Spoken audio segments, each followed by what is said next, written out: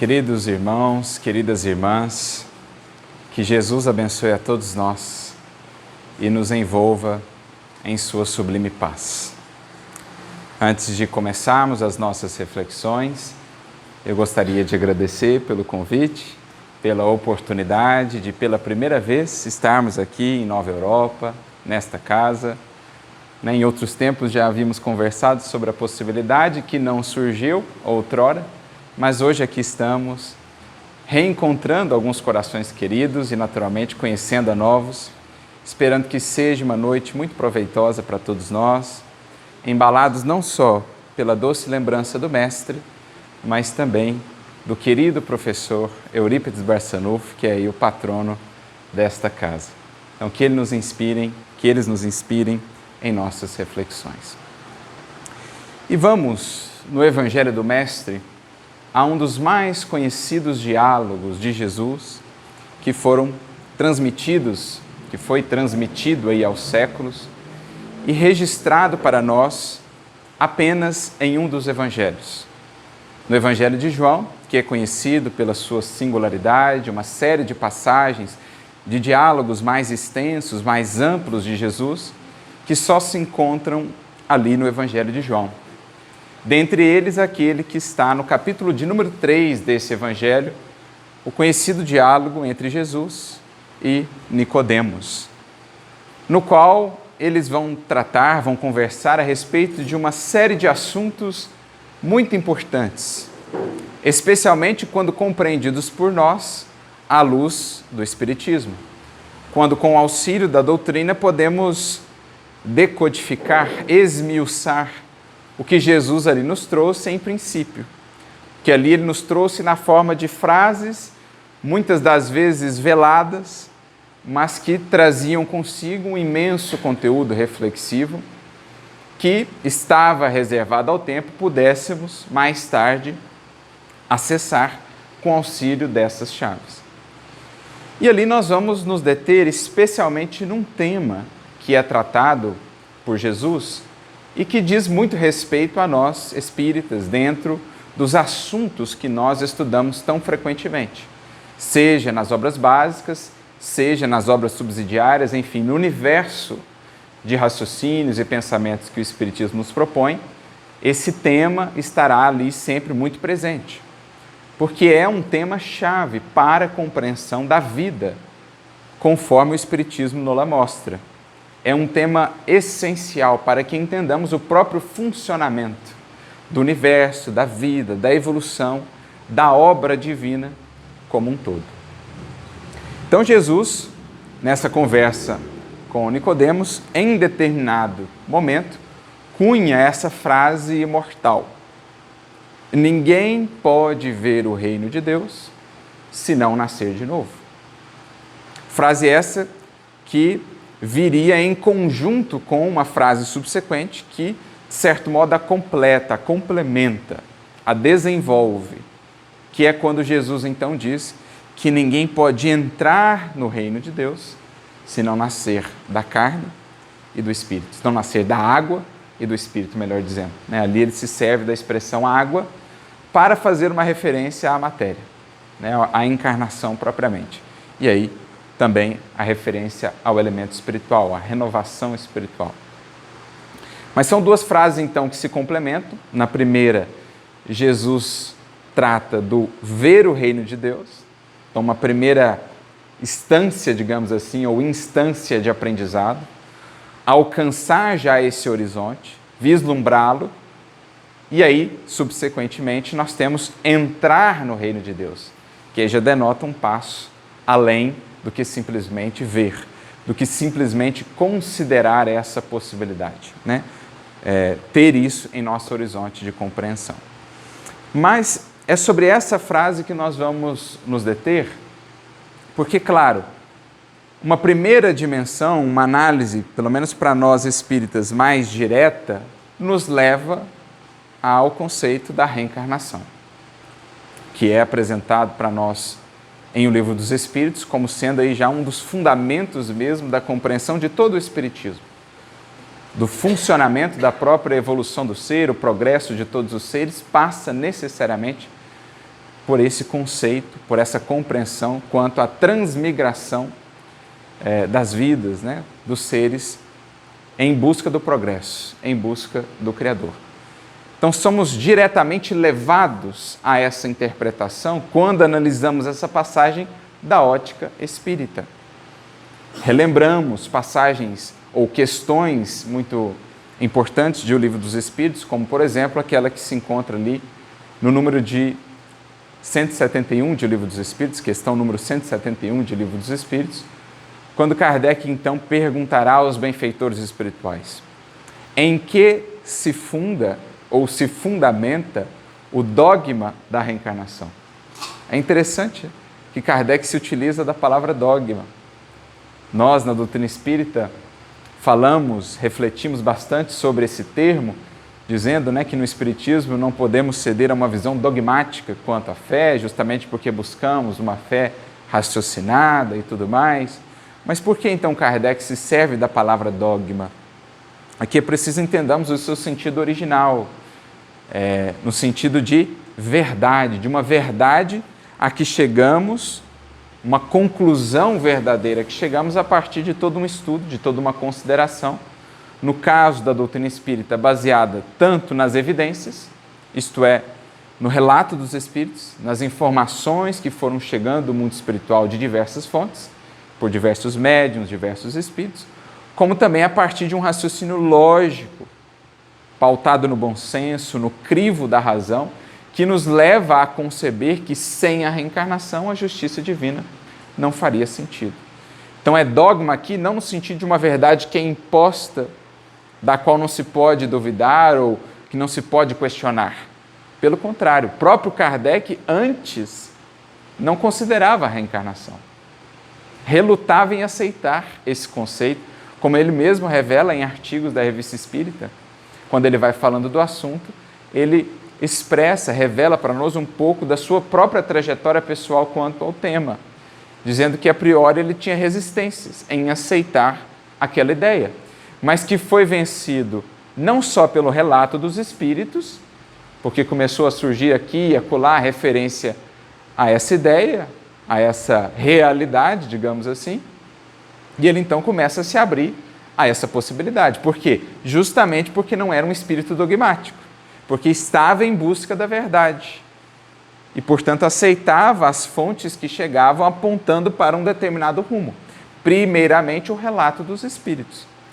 E o relato dos espíritos, cada vez mais frequente, oriundo de diversas fontes, médiuns que não se conheciam, às vezes de outros países, todos esses relatos de diversos espíritos, por meio de vários médiuns, apontando para a realidade da reencarnação, então Kardec começa a considerar isso no seu horizonte.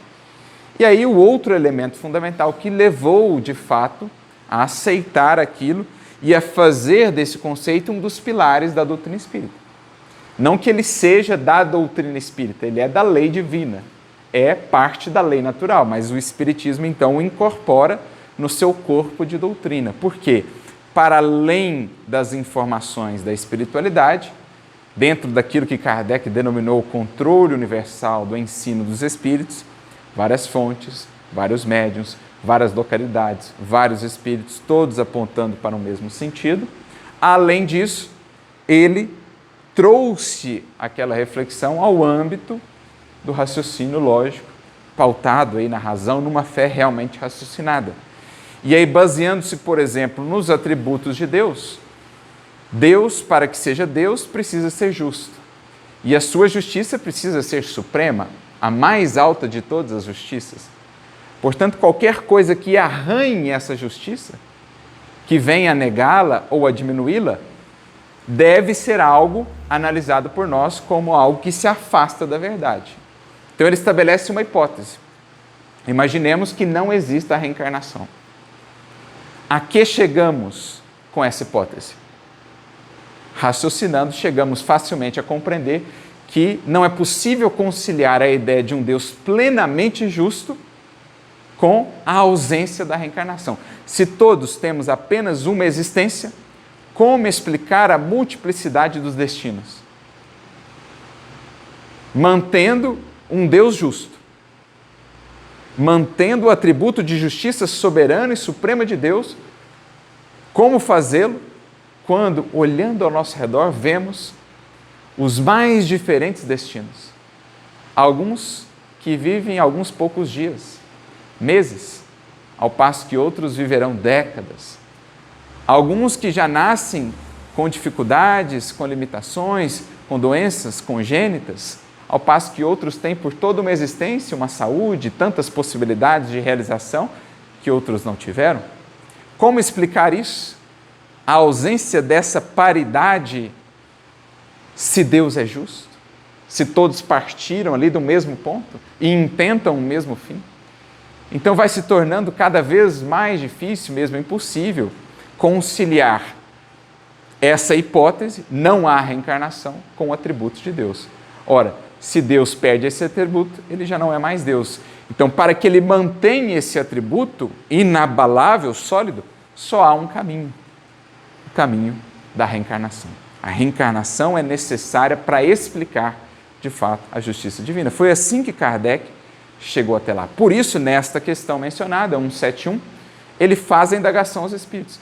Em que se funda o dogma da reencarnação?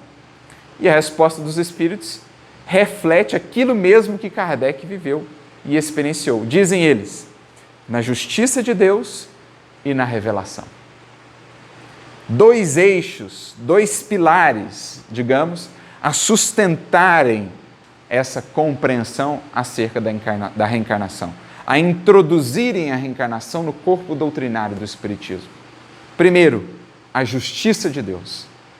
Sem isso, sem a reencarnação, o atributo da justiça de Deus, o Deus soberanamente justo e bom, deixa de sê-lo. E com isso já não seria mais Deus. Portanto, chegamos a um absurdo.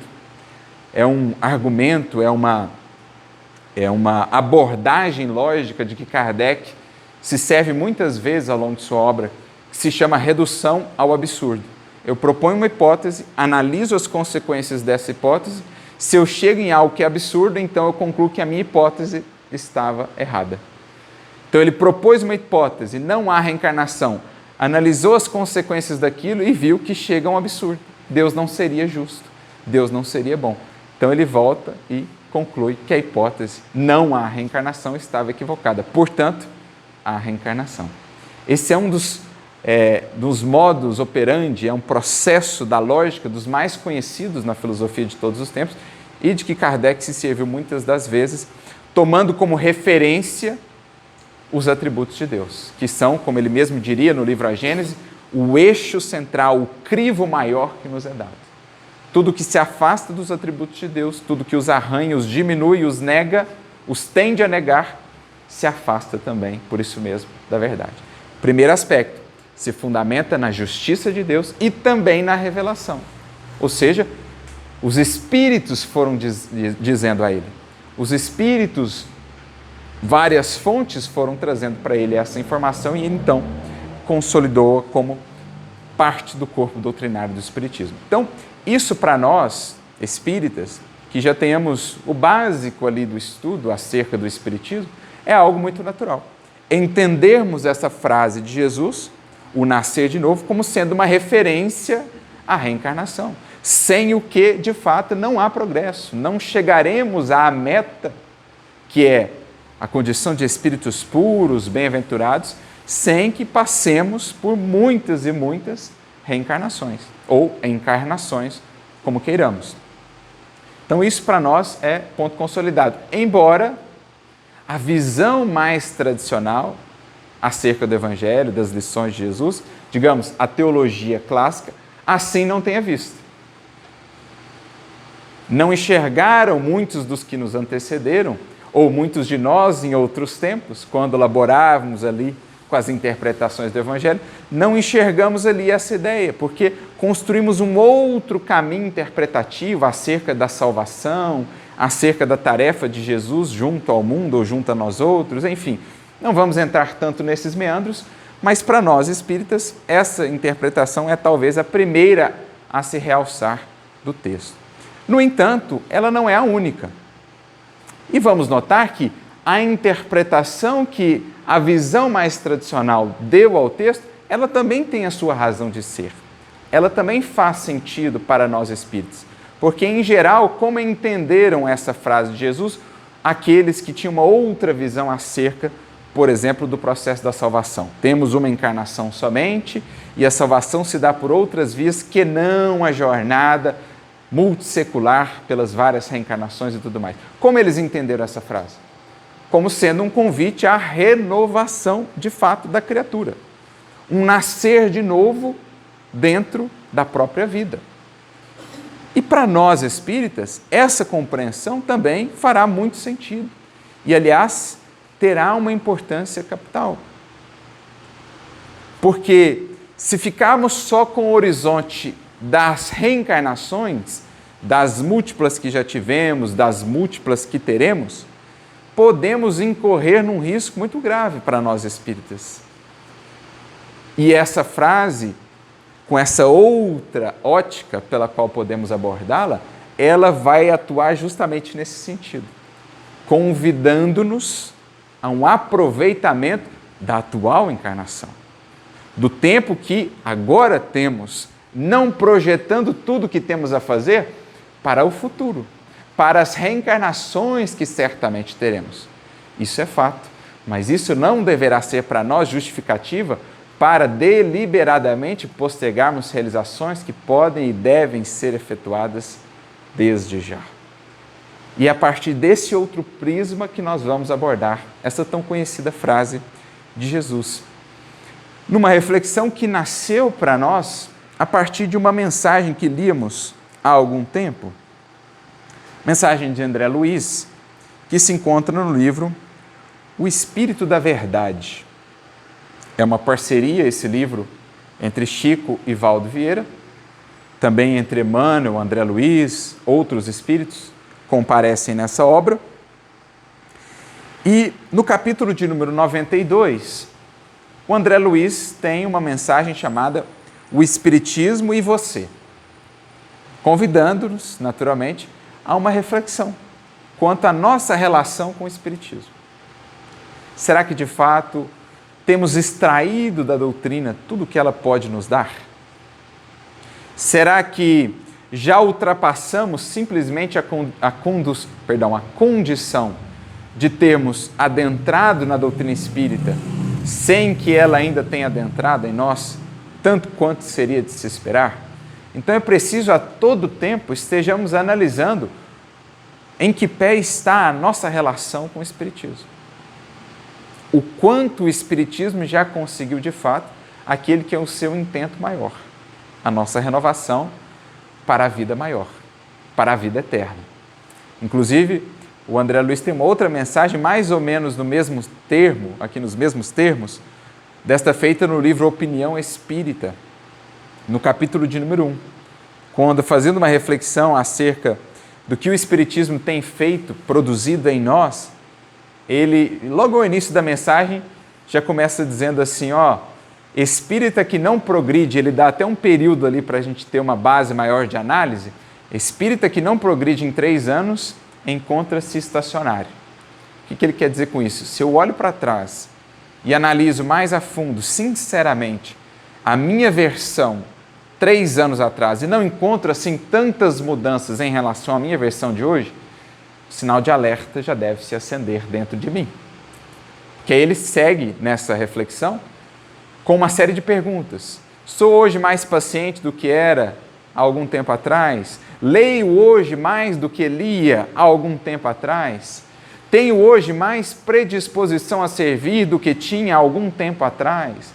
Então, sempre nos convidando a fazer essa reflexão de autoconhecimento com uma escala maior de análise. Santo Agostinho fala-nos para fazermos essa análise dia a dia. André Luiz convida-nos a também fazer uma análise mais a longo prazo, porque, em geral, as transformações são melhores vistas, né? São melhor vistas quando a gente analisa mais a longo prazo, né? Não que 3 anos seja assim um grande prazo, mas já dá para ter uma visão um pouco melhor do que temos melhorado, do que temos aperfeiçoado em nós e também daquilo que ainda permanece estacionário. Mas dentro então desse capítulo aqui, voltando ao livro Espírito da Verdade, em determinado momento o André Luiz nos diz assim: tornar-se espírita não é santificar-se automaticamente. Não significa privilégio, nem expressa cárcere interior. Outrora, em outras concepções que abraçamos quanto ao Evangelho, acreditávamos que o processo de salvação estaria muito mais atrelado à obediência a determinados ritos exteriores do que propriamente a uma renovação profunda de nosso ser. Jesus é que propriamente com o seu sacrifício teria nos salvo, ao passo que estaríamos, de certo modo, eximidos de uma transformação assim visceral de nós mesmos para garantirmos um rincão, um cantinho lá nas esferas sublimadas, no reino das bem-aventuranças. A doutrina espírita renova profundamente a nossa compreensão, dizendo que sim, muito devemos ao Cristo nesse processo libertador em que estamos inseridos. No entanto, Ele não pode fazer toda a obra. É essencial que cada um de nós faça a parte que nos compete. Portanto, trabalhando arduamente para o que André Luiz chama aqui de santificação, que para nós na doutrina espírita pode ser traduzido tranquilamente por purificação espiritual. Nós reencarnamos incontáveis vezes justamente para nos purificarmos. A cada passada pela matéria, espera-se que aqui deixemos algo dos vícios, das imperfeições, dos apegos de outrora, nos fazendo mais livres, cada vez mais livres da matéria. Tanto é assim que, em falando da transmigração, em O Livro dos Espíritos, na questão 196, Kardec vai servir-se de um exemplo, de uma analogia interessante, comparando-a, cada encarnação, a um lagar. Lagar é aquele recipiente, né, uma bacia de grandes proporções, em que os frutos são pisados, por exemplo, a uva, para que dela se extraia o licor e, posteriormente, se faça o vinho. E ele vai dizer que cada encarnação é como aquele lagar, ou um alambique, onde se separa cada vez mais o elemento material do espiritual, em que o espírito cada vez mais despoja-se da matéria, das paixões, para fazer-se mais livre, mais pleno de suas potências, de suas capacidades ainda adormecidas, em germe em si. Então, tornar-se espírita, abarcar esses horizontes que o Espiritismo nos traz, não é santificar-se automaticamente. É o início do processo. Eu agora enxergo para onde estou indo, o que devo fazer, qual a referência, o modelo, agora começa propriamente o caminho efetivo, munido que estou do mapa e da bússola. Até então, caminhávamos por entre sombras, entre curvas, labirintos, perdidos, sem saber de fato para onde íamos. Agora o horizonte se nos clareia, mas é preciso ainda assim trilhar o caminho. Então não há santificação ou purificação automática. Pede-se sempre do Espírito empenho, perseverança, força de vontade, aplicação. Porque, como dirá aqui André Luiz mesmo, nesse capítulo mais à frente, crença não nos exime de consciência. A crença não nos exime da consciência. E é interessante porque, de certo modo, é o que Jesus diz. Se voltarmos às falas dele para Nicodemos, ninguém pode ver o reino de Deus se não nascer de novo. Por enquanto é crença, eu estou vendo, ainda não entrei. Eu vislumbrei já que esse é o norte, esse é o caminho da vida. Renascemos visando progredir. Mas saber isso não me torna melhor por si. Eu preciso agora andar, caminhar vida fora, aplicando isso à minha vida. Por isso a frase seguinte de Jesus: ninguém entra no reino se não nascer da água e do Espírito. Eu posso ficar N encarnações, nascendo, renascendo, voltando à matéria, sem que de fato eu progrida efetivamente enquanto espírito, porque fico ali dentro de um círculo vicioso, recapitulando experiências, tropeçando nos mesmos pontos, nas mesmas questões. Como Emmanuel vai definir em uma mensagem sua, o termo que eu acho muito interessante é o círculo vicioso das reencarnações de baixo teor espiritual. A criatura vem e volta quase que a mesma. Hoje mesmo pela manhã eu li uma mensagem interessante dele, do Emmanuel, livro Pão Nosso, capítulo 135, chamada Renovação Necessária. Ele comenta uma frase do apóstolo Paulo na sua primeira carta aos Tessalonicenses: não extingais o Espírito. E aí o Emmanuel vai dizer, não é que com isso Paulo esteja dizendo que é possível destruir o Espírito. O Espírito, uma vez criado, nunca mais será destruído. É imortal daí para frente. No entanto, o que Paulo queria dizer é que muitas das vezes nós vamos sufocando em nós os anseios de renovação do Espírito. A consciência clama por melhoria, mas nós sufocamos, deixamos para depois, extinguimos o Espírito. E aí ele diz, a frase que me chamou muita atenção: existem muitas criaturas que saem deste mundo pela mesma porta de ignorância e indiferença pela qual entraram. Saem desse mundo pela mesma porta que entrou. Quando a gente tem que sair desse mundo por uma porta no andar de cima, em algum andar de cima, sair desse mundo pela mesma porta que entrou é nascer da água, mas não nascer do Espírito. Aí não entra no reino de Deus. Por isso, nascer da água e do Espírito. Por isso, crença não nos exime da consciência. É preciso labutar para construir consciência, para adquirir consciência tranquila. E isso só se ganha, só se alcança no clima do dever cumprido, do autoaperfeiçoamento, da melhoria de nós próprios. Então, não há santificação automática. Tampouco significa privilégio ou cárcere interior. Porque, às vezes, no contato com o Espiritismo, pendemos para um ou para outro extremo. Ou para um extremo de nos considerarmos assim, por demais, pelo conhecimento que temos do Espiritismo. Então, aquela sensação de superioridade, pelos horizontes que já conseguimos alcançar. Então, não é privilégio, pelo contrário. É necessidade, muitas vezes, que temos de conhecimentos maiores a sustentar-nos a renovação, necessidade atrelada à responsabilidade.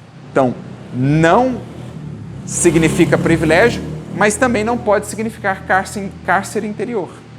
Porque a criatura, ao ter contato com um conhecimento tão vasto do Espiritismo e vislumbrar a responsabilidade que está atrelada a isso, ela fica então com medo de tudo. Ela sente-se presa dentro de si própria. Não, imagina só, porque se eu fizer isso, as consequências serão isso, se eu me arriscar a fazer... Ela vive dentro de um cárcere interior com medo de errar a partir do conhecimento que ela recebeu, quando esse conhecimento deveria ser justamente o norteador para uma ação melhor. Mas não fuga dos chamamentos da vida. Não a criatura que, tendo recebido o talento, o enterra. É preciso ir a campo, é preciso ir à luta, sabendo que iremos tropeçar, que não seremos compreendidos, que às vezes não compreenderemos muito bem ainda o que temos a fazer, mas estamos mobilizando os recursos. Então é preciso que não nos deixemos conduzir a esses extremos, nem fazer do Espiritismo algo que nos ufane e nos leve a um orgulho ilusório, bem como também não nos deixarmos conduzir a esse estado de temor da vida, por causa do conhecimento e da responsabilidade que sentimos acerca dele. Prossegue ele, oportunidade de libertação da alma com responsabilidades maiores ante as leis da criação.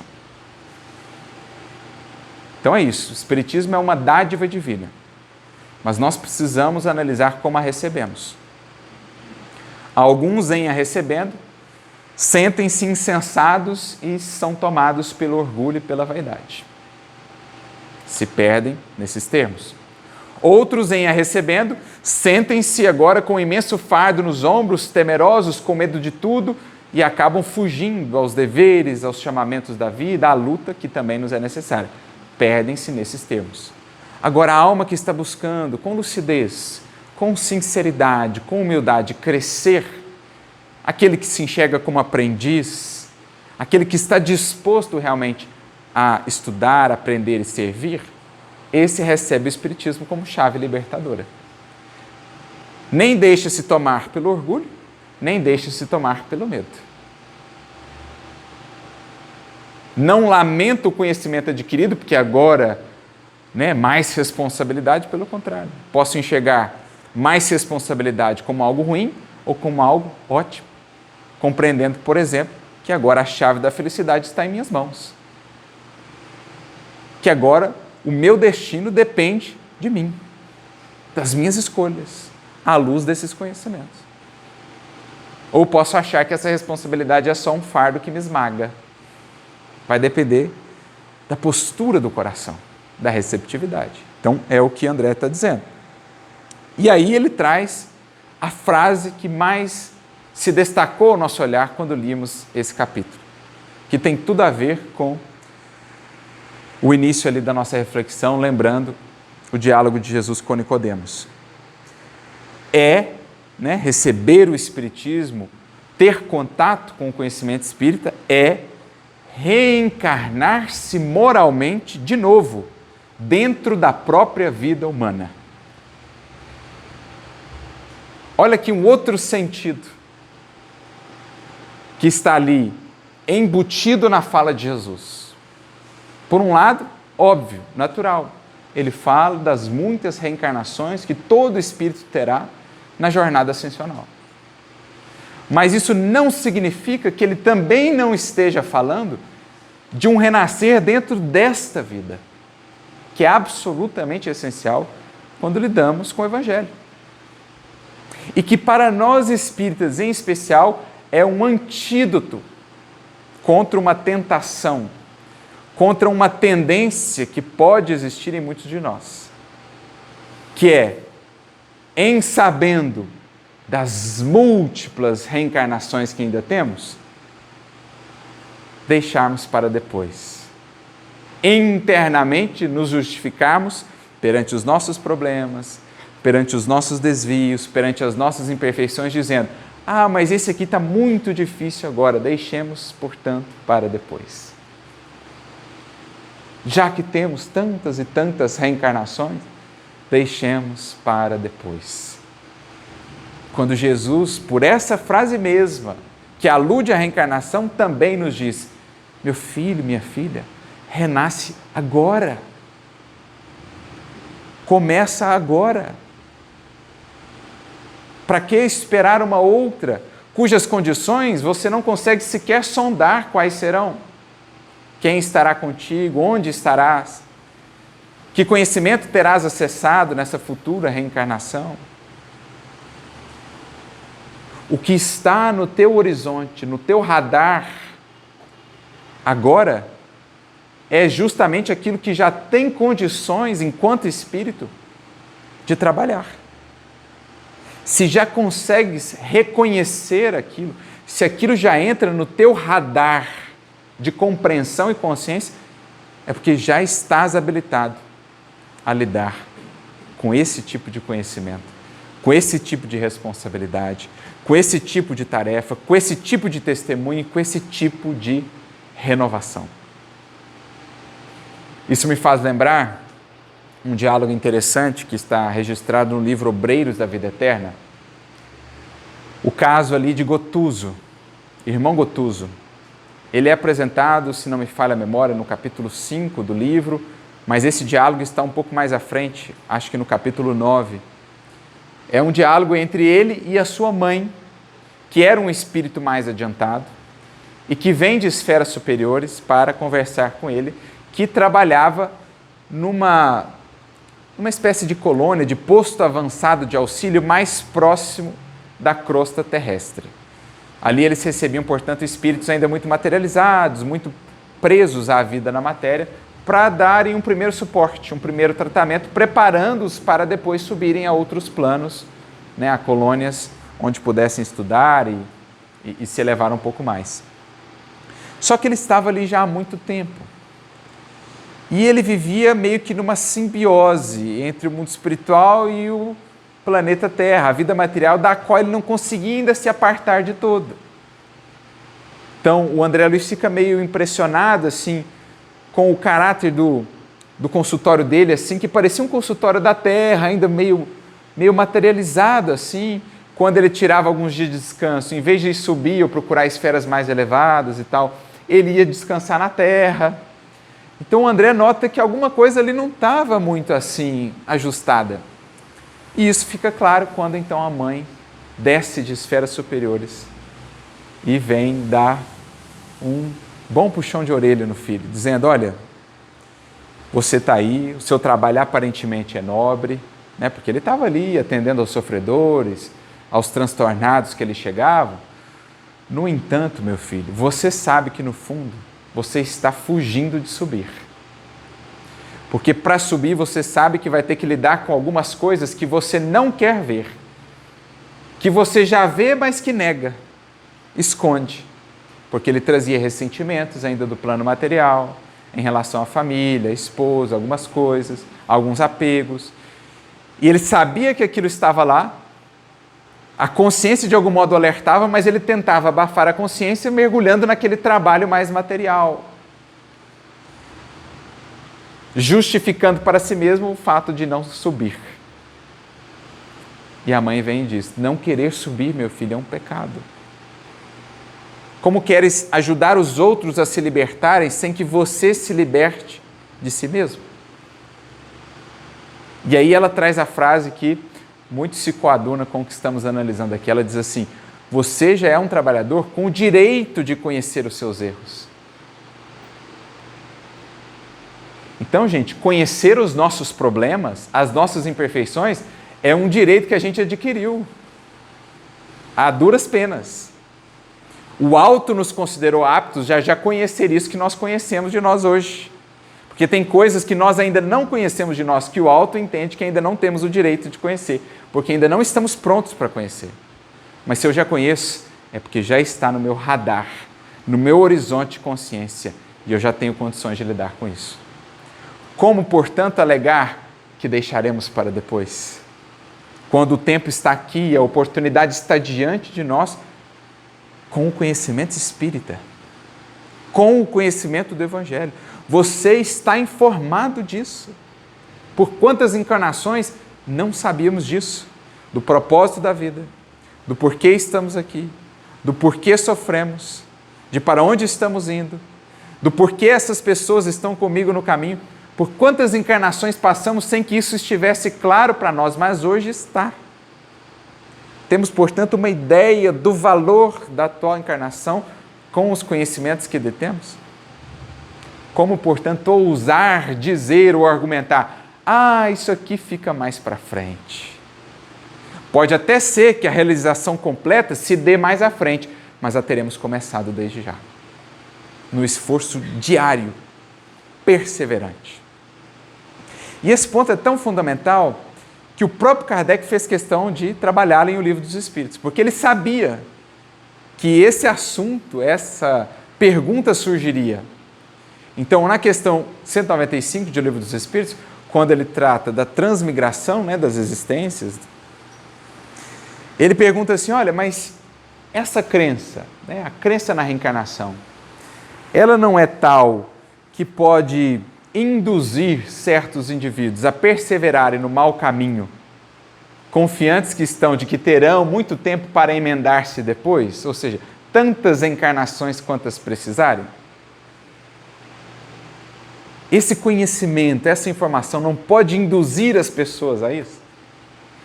Porque lembrando, Kardec está fazendo essa pergunta, também fazendo um contraste com o outro freio, digamos, que existia à época, que era o quê? Se você não se emendar agora, seu destino é o inferno.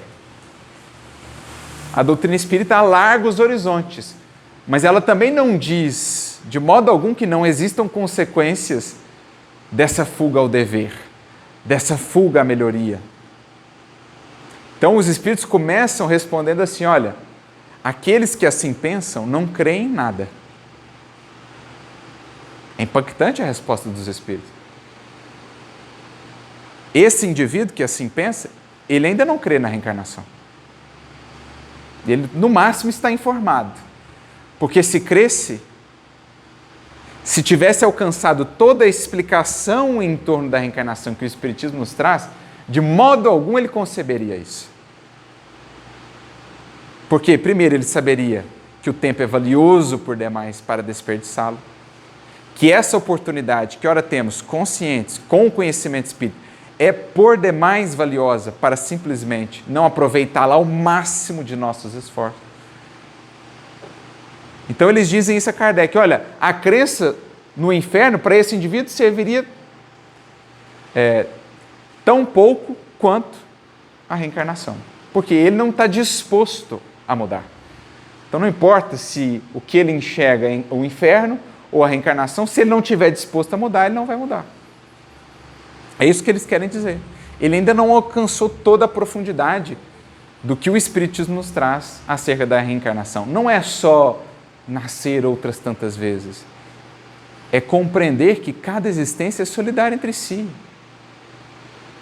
E menoscabar o tempo e a oportunidade, quando já se tem mais consciência dos seus valores, é criar fardos pesadíssimos com os quais teremos de lidar depois.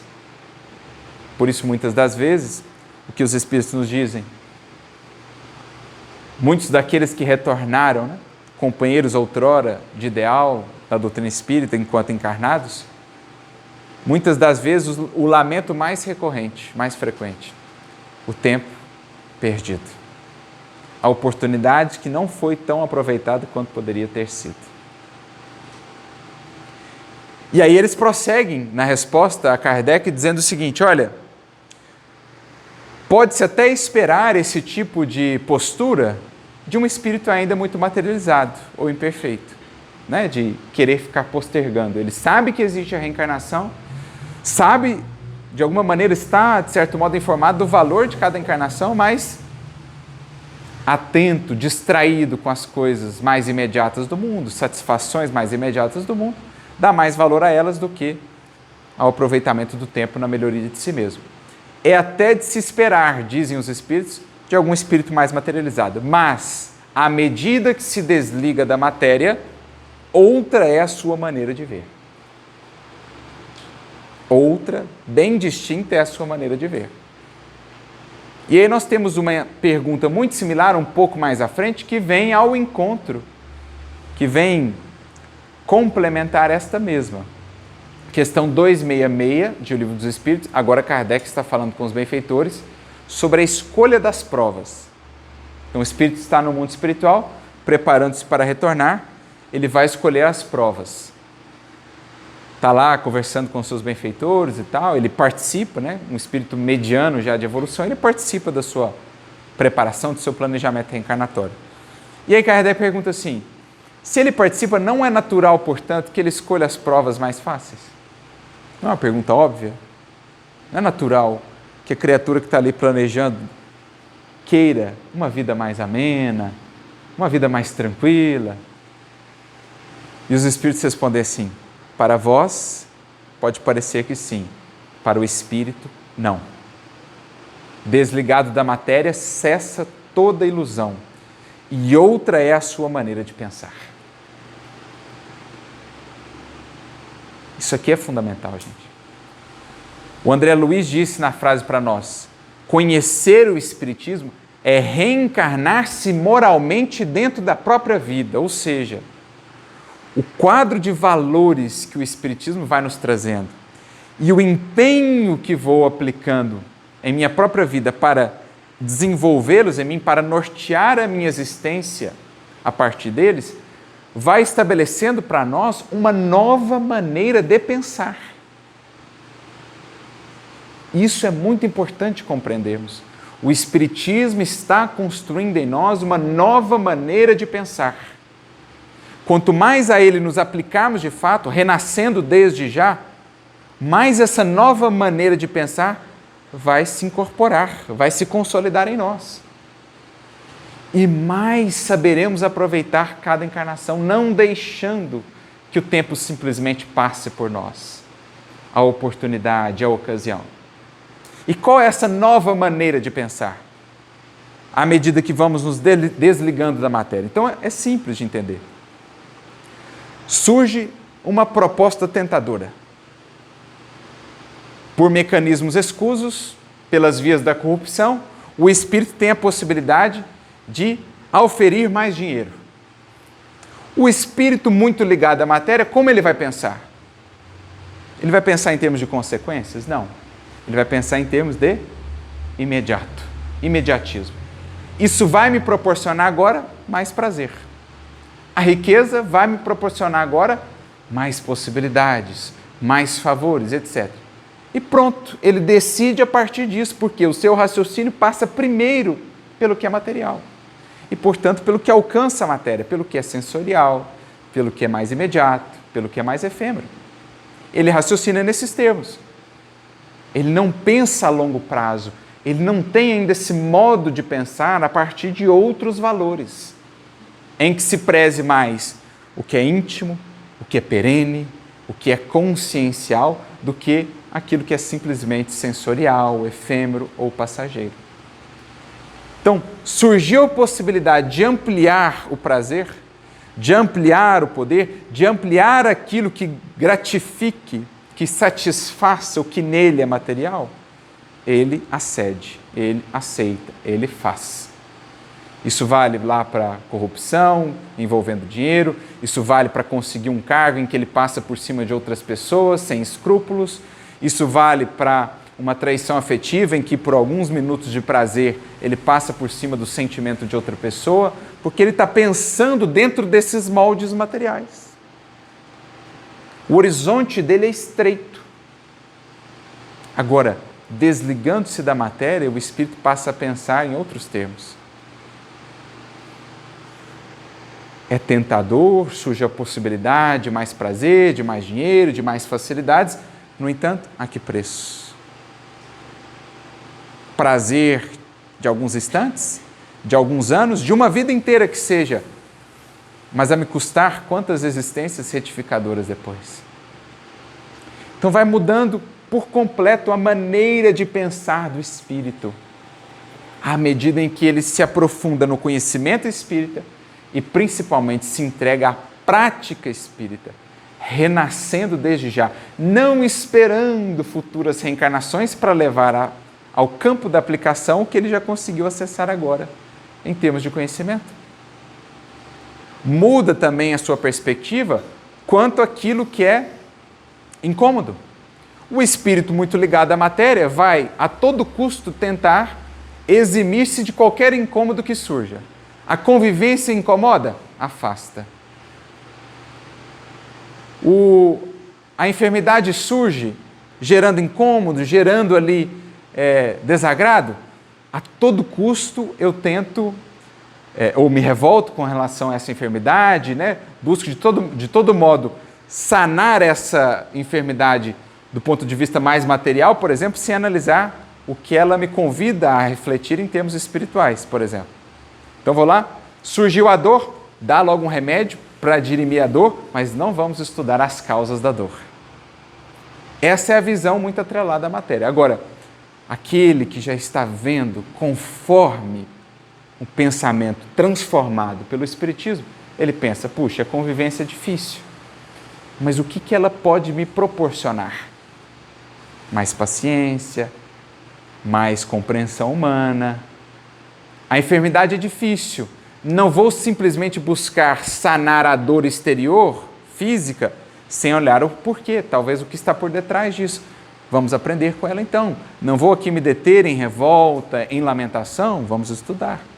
Então é toda uma construção interna renovada que o Espiritismo vai nos proporcionando. E isso é, desde já, renascer, nascer de novo. Não precisamos esperar outra existência para, entre aspas, reencarnar. Podemos reencarnar desde já, com o conhecimento que o Espiritismo nos proporciona. Voltando à vida dentro da própria vida, construindo uma nova vida dentro da atual existência em que estamos. E exemplos disso não faltam. Talvez um dos mais conhecidos, que nos ilustre muito bem isso, seja a figura do apóstolo Paulo. Aquele que mais tarde escreveria, numa de suas epístolas, primeira carta de Paulo aos Coríntios, de certo modo refletindo aquilo pelo que ele mesmo passou. Se alguém está em Cristo, nova criatura é. As coisas velhas passaram, eis que tudo se fez novo. Não é necessário esperarmos um novo corpo para que tudo se faça novo em nossa existência. Não é necessário esperar por um novo corpo, uma nova configuração reencarnatória, para que consigamos, de fato, traçar uma linha delimitadora entre um eu de ontem e uma nova criatura que está sendo construída com Jesus. Um divisor de águas dentro de uma mesma existência. É o que vemos na vida de um Saulo de Tarso, depois convertido no apóstolo de Tarso, no apóstolo dos gentios. E é o que ele busca traduzir nessa fala sua. Se alguém está realmente em Cristo, trazendo aqui para o nosso caso espírita, se alguém está realmente no Espiritismo, será uma nova criatura. É como nascer de novo dentro de uma mesma vida, porque ao olhar para trás, você mesmo terá dificuldade em se reconhecer. Nós temos de viver de tal modo, nos aplicar de tal modo a doutrina espírita em nossas vidas que, em olhando para trás, tenhamos dificuldade em nos reconhecer. Nos ideais que cultivávamos, nas buscas que mantínhamos, nos valores que abraçávamos. A gente olha para trás e fala, meu Deus, quem era aquele? Que visão era aquela que eu tinha? Por isso o André Luiz, lá naquela outra mensagem, falou, olha, 3 anos já é uma margem boa. Se você olhar para você atrás, 3 anos, e ver quase que a mesma coisa, sinal de alerta. Tinha um amigo até que dizia, ao reencontrar uma pessoa, depois de algum tempo, que ele menos gostava de ouvir assim, nossa, mas você não mudou nada. Não fisicamente falando, né? Espiritualmente, mas como assim? Se de um ano para o outro eu não estou mudando nada, eu estou parecendo mais ou menos a mesma pessoa, com os mesmos hábitos, com o mesmo teor de leituras, com a mesma indisciplina nisso ou naquilo, o que o Espiritismo está fazendo em mim? Ou o que eu estou fazendo do Espiritismo, do Evangelho, se eu não estou renascendo dentro da própria existência, como disse André Luiz, reencarnando moralmente dentro da própria vida, sem ter que esperar por futuras. E eu acho que há um símbolo no Evangelho, uma passagem que ilustre muito bem isso, que é um exemplo vivo e ali alegórico do que o Evangelho, do que o Cristo, agora também para nós, o Espiritismo, podem fazer em nossas vidas. Temos o inovidável caso de Lázaro, que, entre aspas, estava morto. Como sabemos, não estava fisicamente, propriamente morto. No entanto, o símbolo fica para os séculos. Porque o que temos ali, senão uma imagem de muitas e muitas existências do mundo, que se encontram ali dentro da caverna da estagnação, ali cerradas, cativas, dentro das suas prisões, dos seus sepulcros, de mágoa, de egoísmo, de orgulho, de ignorância. Ali estava Lázaro, enterrado dentro da própria vida, todo atado. E o que são essas ataduras, senão os hábitos perniciosos que ainda cultivamos, as ideias equivocadas que mantemos, os preconceitos, as mágoas, os ressentimentos, são todos exemplos das ataduras que nos mantêm ali, como Lázaro, estacionados dentro da vida.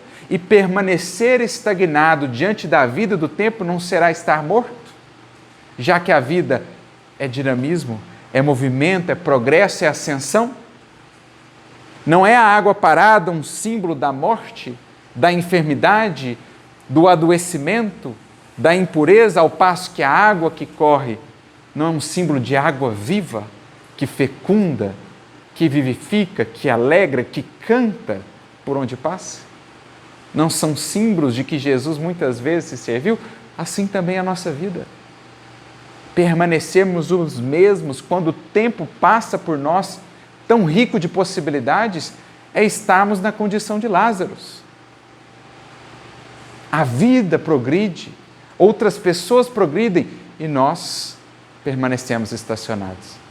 Por isso Agostinho diria, Santo Agostinho, em O Evangelho segundo o Espiritismo, não avançar é recuar. Porque tudo está avançando. E se eu paro, se eu deixo de estudar, se eu deixo de me conhecer, se eu deixo de me aplicar dia a dia, o tempo está passando, as pessoas e as coisas progredindo, e eu estou, em relação a elas, recuando. Num movimento relativo, já que elas progridem e eu permaneço estacionário. É a morte dentro da vida. Mas podemos, dentro de uma existência, reviver.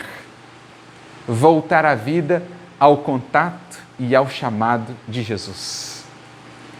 Porque o Cristo às portas daquela caverna é o mesmo Cristo que hoje nos fala, por meio do Espiritismo, a nos dizer: espíritas, amai-vos e instruí-vos. É o mesmo que ele disse a Lázaro: Lázaro, sai para fora. Saia desse estado em que você se colocou. Seja por um remorso, por um arrependimento, seja por uma mágoa, um ressentimento, seja por hábitos infelizes que cultivas, a preguiça, o ócio, a inércia, sejam por N fatores, são eles todos as ataduras que nos mantêm ali, presos, dentro dessa caverna. É a pedra que nós colocamos, impedindo a entrada em nossa existência da luz. Mas chega Jesus e diz: removei a pedra.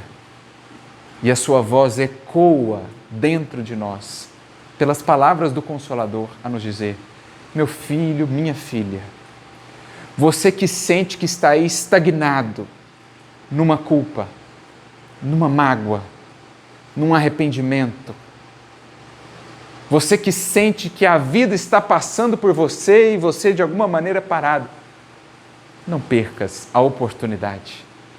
O Cristo te chama, seus amigos espirituais te conclamam: vem de volta à vida, renasça dentro dessa existência.